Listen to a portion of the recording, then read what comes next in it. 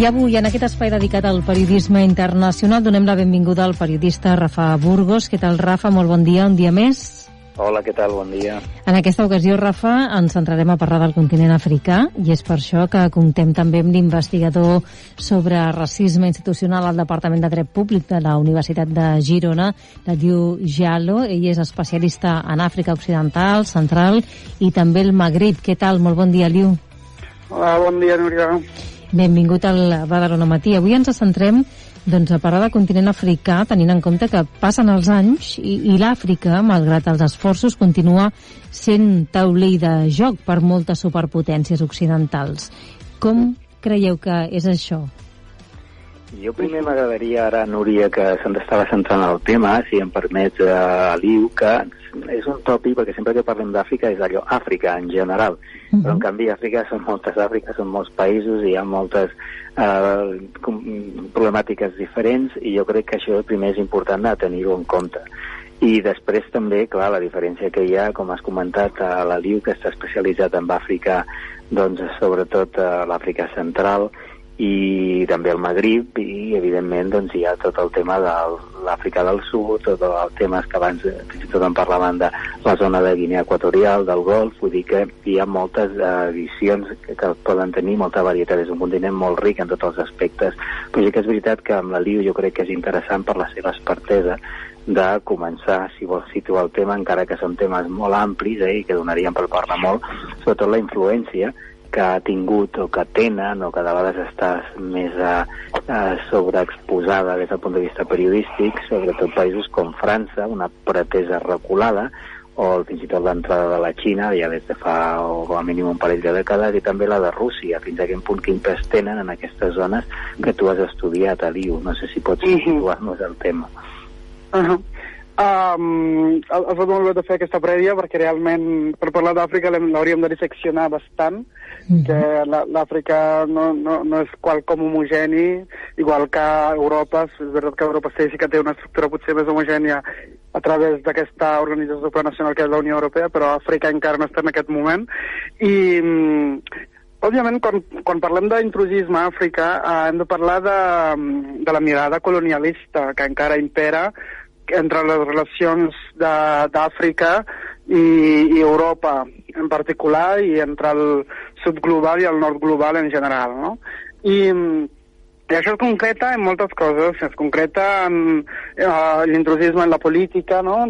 Especialment als països francòfons, a través de França. Molts d'aquests països encara avui en dia utilitzen una moneda que és el franc CFA, que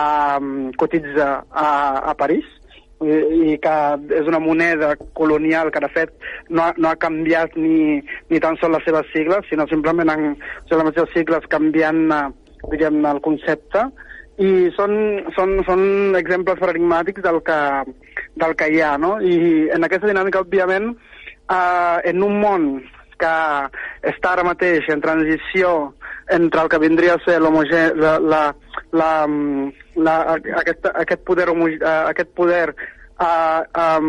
hegemònic, perdoneu, dels Estats Units a un món més multipolar. Òbviament Àfrica el que està fent és diversificar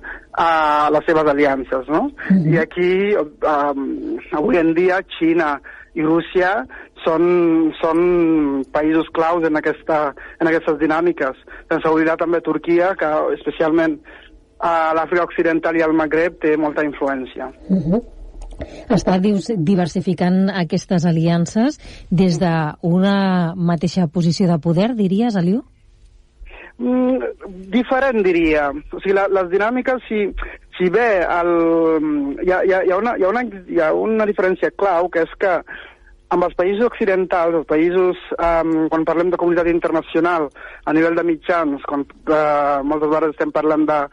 països europeus i països del nord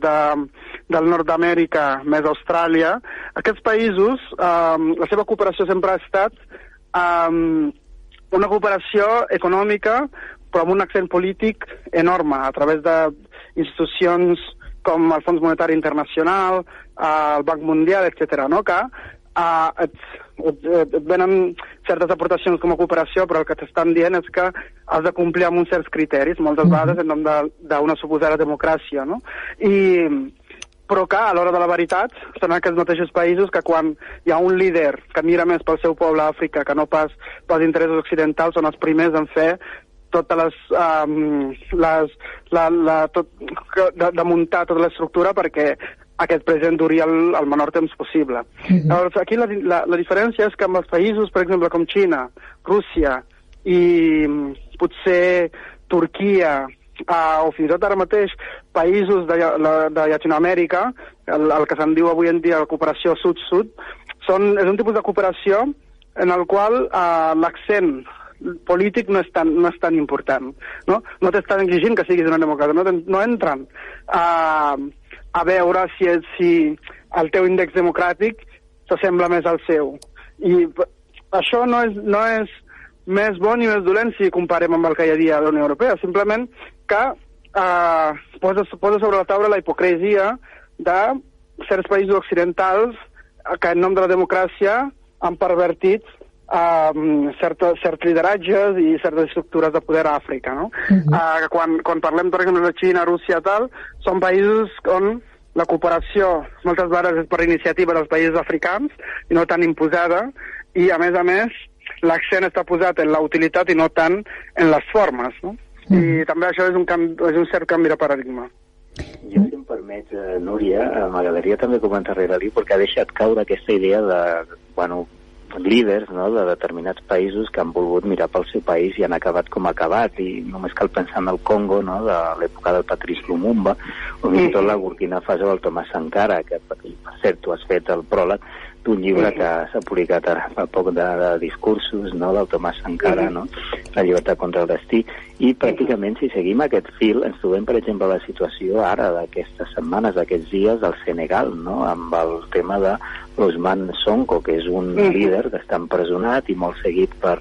la població de Senegal defensant, no?, la seva causa perquè es pugui presentar a les properes eleccions, i sembla ser que és com si la història es repetís, sobretot en un continent, no sé si m'ho pots confirmar, Aliu, que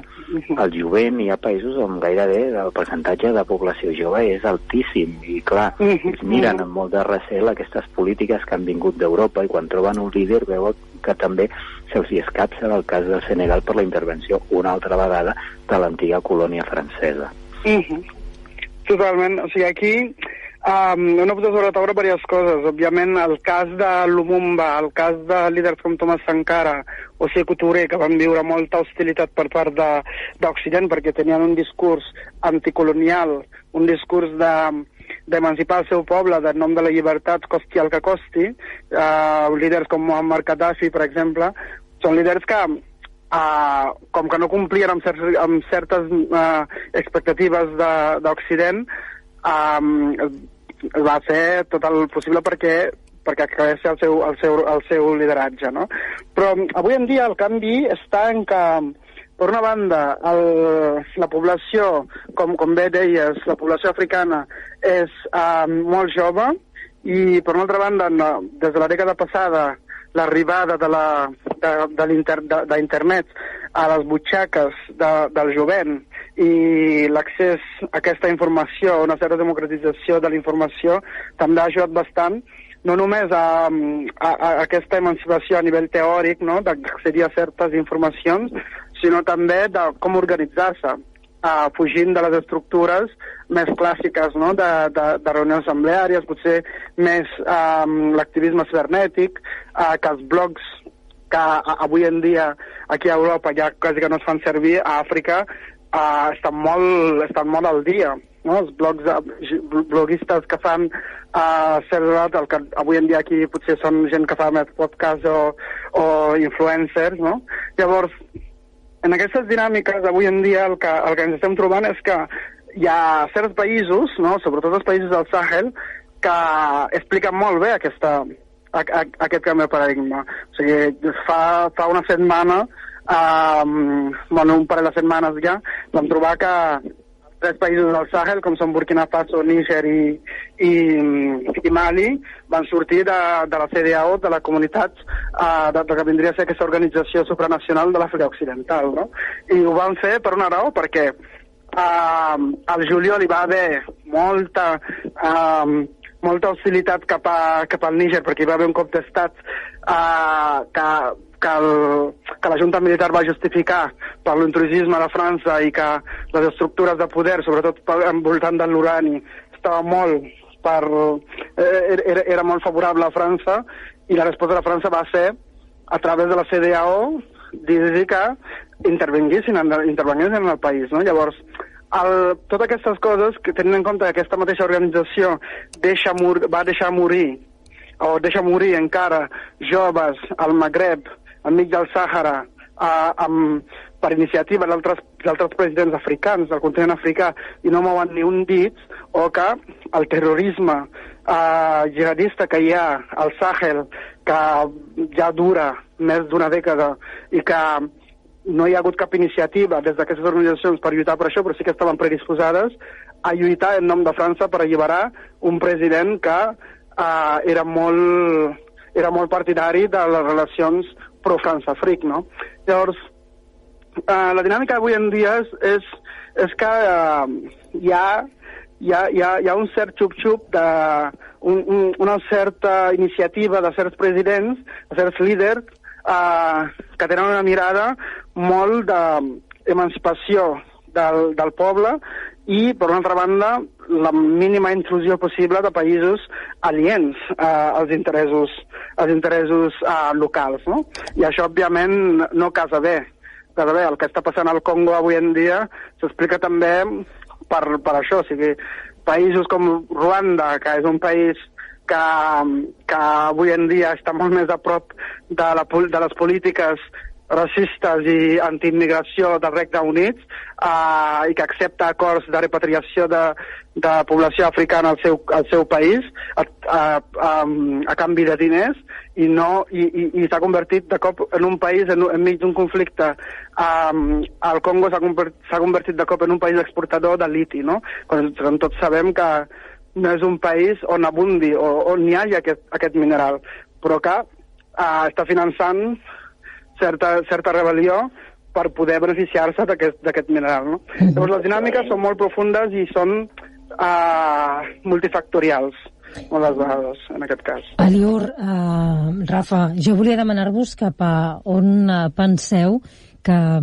tendiran, no?, tot aquest conjunt de països del continent africà, que ja dèiem que, doncs, segons la regió pot ser diferent, no?, també el seu futur o la seva deriva de cara als pròxims anys, en un moment en què també, diguéssim, a nivell de política internacional, doncs hi ha molts focs oberts, no?, arreu del globus terraqüí. Jo crec que la tendència i el canvi clau serà que l'Àfrica es torni a centrar en si mateixa, es torni a mirar en Malik, perquè el que ha passat en les últimes dècades, i no en les últimes dècades, sinó en l'últim mig segle, des de la primera gran onada d'independències, és que aquests països sí que han sigut han tingut molta relació amb Occident, en nom d'una cooperació, en nom de la democràcia, en una democràcia que potser sí que funciona a Europa, però que per les condicions que hi ha a Àfrica avui en dia, potser sí, òbviament hi ha d'haver una democràcia, hi ha d'haver un espai polític on la gent pugui dir la seva, però no té per què ser com la d'aquí. I això s'ha de tenir en compte, que les condicions que afavoreixen un tipus de democràcia a Europa no són les mateixes d'allà. Per tant, això també s'ha de tenir en compte. I jo crec que la tendència avui en dia de certs lideratges és això, que tornem a mirar-nos al Malik i ens la tornem a jugar, ens la juguem, perquè fins ara el que ha passat és molt pitjor del que podria passar. O sigui, és com que no podem estar més enrere. Un continent ric en minerals, que no pot assegurar la seva població ni electricitat, ni aigua potable, ni fonts nutritives en el temps, no? Llavors, són certs aspectes que fa que avui en dia l'opció més menys arriscada sigui justament dependre d'un mateix, exactament. Moltíssimes... El que diu la Liu és important, sobretot si tornem al cas, i ja acabem, que segurament anem fora de temps, de Líbia, que ha acabat en un estat gairebé fallit, i després has parlat del liti, també no ens toquen tan de lluny els temes com de vegades ens pensem. Liti, pensem en el Mobile World Congress, que es celebra a la ciutat de Barcelona, i que en paral·lel hi ha el Mobile Social Congress, que treu totes aquestes vergonyes en relació amb el tema d'Àfrica, i també el tema de la migració, que això sí que hauríem de dedicar gairebé un altre programa, amb el tema de tota la migració que ve de l'Àfrica, sobretot l'Àfrica subsahariana, i com Europa s'està convertint en una mena de fortalesa a través de polítiques com Frontex. Sí, certament hi ha un problema aquí que tenim ja davant de casa i que no som prou conscients. O sigui, l'últim pacte migratori europeu és un pacte que afavoreix una certa línia política que té a veure amb l'extrema dreta, i estem a 4 mesos de les eleccions europees i tot indica que la desigualtat que hi ha hagut en l'última dècada o dècada i mig des de la crisi del 2008, les desigualtats que hi ha hagut a nivell de carrer o que estaven a nivell de carrer afavoreix que discursos simplistes calin més, no? I òbviament això farà que tinguem un Parlament Europeu on l'extrema dreta pugui ser segona força. I òbviament això afavoreix certes èlits, i són les èlits polítiques, o més que polítiques econòmiques, i els seus col·laboradors polítics. És un debat, òbviament, que com bé dius, donaria per tot una altra sessió. Aliu Jalo, moltíssimes gràcies per haver